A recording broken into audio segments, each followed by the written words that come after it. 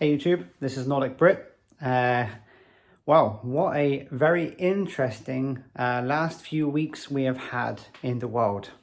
We've had geopolitical struggles between the United States and China, other countries also. We've had another attack on the US Capitol, representing the still downward decline of what is considered normal political stability in a otherwise fairly stable democratic country. And we've also got some really interesting news and actions going on in Ecuador regarding their elections there. It's kind of got to a point where my message to all of you and to everyone in this circle of people is to prep now, prep hard. The longer you're doing it, the better prepared you are later. Because what we're seeing in the world right now is really unusual. It's really unprecedented in these times. Because firstly, we're just going to start about the geopolitical situation.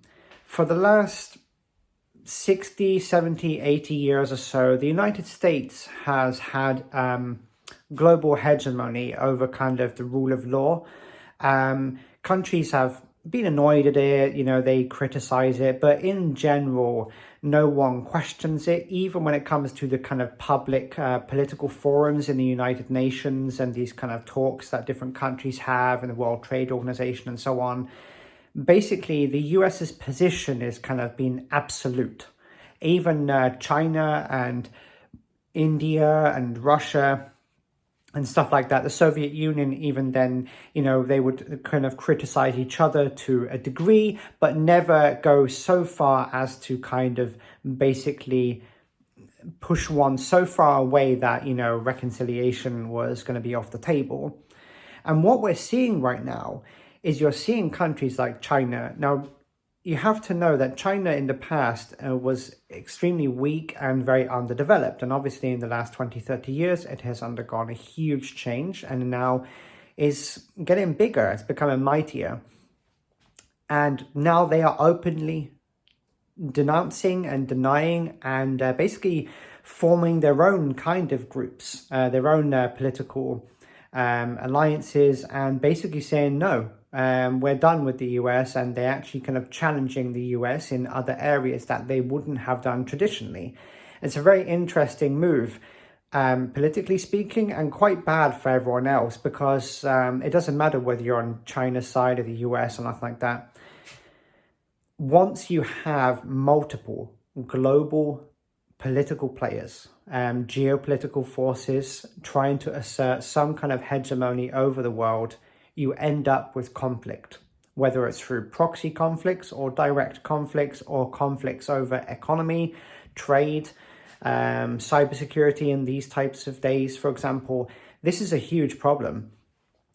And what we've seen in the last half a year or so is the decline of the United States' position. Now, this obviously started during the Trump administration and stuff like that, because, and actually probably before that as well, with the numerous illegal wars and so on. But the Trump administration, particularly that era of the United States' history, has seen a decline in respect for the United States. And that has led to an increase in a lot of other countries becoming quite belligerent. Now, you've moved into the Biden administration and it's weak. There's a lot of stuff that would be good, obviously, helping out people during the pandemic, getting the vaccine rolled out, hitting people across the head and getting them to wear masks and stop being a bunch of idiots and stop spreading the virus around. That would be great. But in its image, it's weak. And China and other countries know this, and they have a chance to assert themselves. And it was made weak by the attacks on the Capitol that happened in January. And of course, there was just one again recently in the last 24 hours. There was another one. And it's kind of like, what the hell is happening over there? It's kind of really crazy to think about how divided the United States has become. And a country divided is not a country at all. it's basically becoming where the problems are so local. It's really difficult to imagine that the US could even help out another country when half of the population wants to murder the other half, and they believe that they're their enemy. And then other countries can do this. So China building its global alliances and its hegemony over the world. And I'm not a huge fan of the United States in general, in its kind of system of economy, the way that it functions as a society. There's a lot of problems there. China, on the other hand, is a whole nother ball game of issues that are going to happen if they are allowed to grow stronger and stronger all the time. And, they're able to buy, countries in Africa and South America and so on, and they're able to do anything that they want because no one will challenge them. And that's a huge problem. So that's a kind of geopolitical problem. That's a kind of one of those things that 101 things could happen out of that. You don't know. A war could break out, crises, trade wars, all kinds of stuff could happen. You don't know. Prep for your local area, prep for your family and your household and sustainability in the local space, because who knows what will happen there. Then we have the situation in Ecuador. It's really interesting. If you're not watching it or following what's going on in Ecuador, you really should be. Ecuador, in the last few decades has gone through quite a lot of changes. South America, has a stereotype of, countries failing, revolutions, all kinds of stuff. Ecuador is very interesting because it is, looking at it, it is kind of this rapid blueprint for what a lot of countries will end up being like, especially the ones in South America and Africa and so on, the countries that don't have the political or military might or the economic might to kind of forge their own path, basically, in this kind of capitalist market world that we live in. And what you're seeing right now in Ecuador is actually quite unprecedented. Basically, what's happening there is that majority of the people are rejecting the candidates on the ballots for the presidential election. So it actually might turn out that the majority of the votes will be no. So that means more than half of the population will have rejected the candidates that are there. Now, if you should look into this more. There's some really good YouTube channels that would explain this a lot more in detail, but how it got to this stage. But basically what happened is that lots of people didn't want the candidates there. They were supporting other candidates. And then there was some irregularities in the voting, as you would expect in South America and so on. Yeah. And the candidates that some people wanted somehow then didn't have enough votes. And now you're left with two candidates that are just the same old story. And lots of people there have gotten tired of this, and they're going to know a lot of the ballots.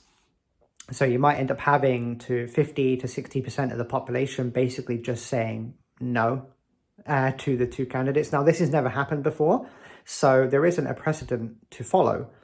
So what the Supreme Court there do and how the actions will go on there is going to be very interesting to watch, because that would be a huge problem. I have family over there, and I want things to be good for them.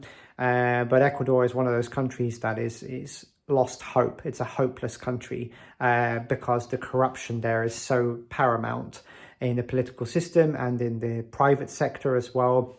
And also they've now allowed private bankers to take control of their national bank, as well as now selling off lots of their government-owned companies. Obviously the government there was terrible at running companies and running services, but we all know how corrupt private companies can be as well, especially when there's not much regulating them.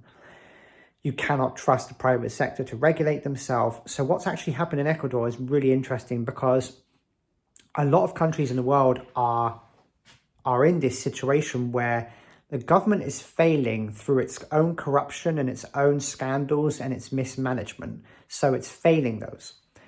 And the thing is, they're failing because they want it to fail, but so that the people that support them, the donors that support them for their political campaigns, the people on the right-wing side of the spectrum, the ultra-capitalists, the really super wealthy people, you're talking like the Koch brothers and so on, those people, they want the private sector to take over as much of the public sector as possible, makes them more money, gives them more control.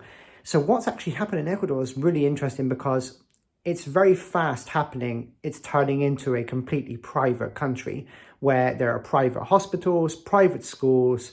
Now they've got a private post office. They've got essentially a privately run national bank.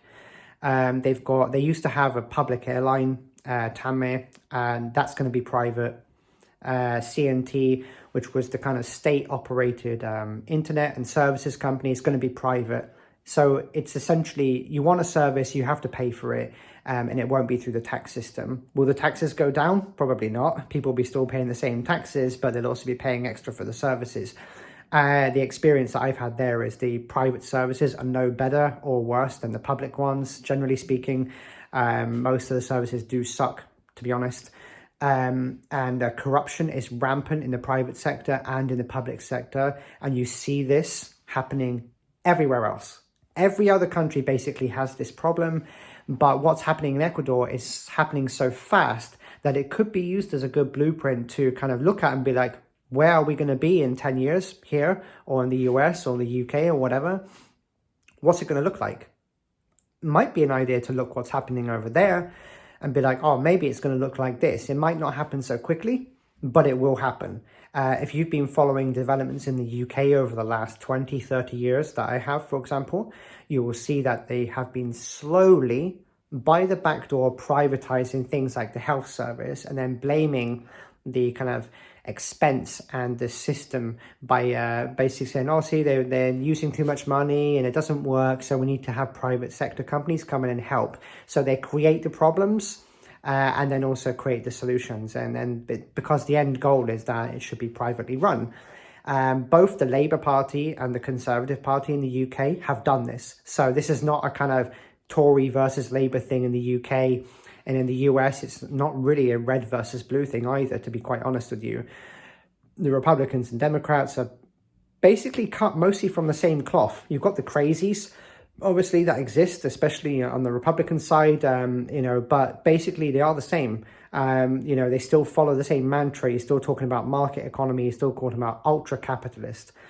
Ecuador is moving towards the end game ultra-capitalist way, because it's the only way that it can go in the world that exists. So I would definitely suggest everyone to watch that, because it could happen where you are over some other time.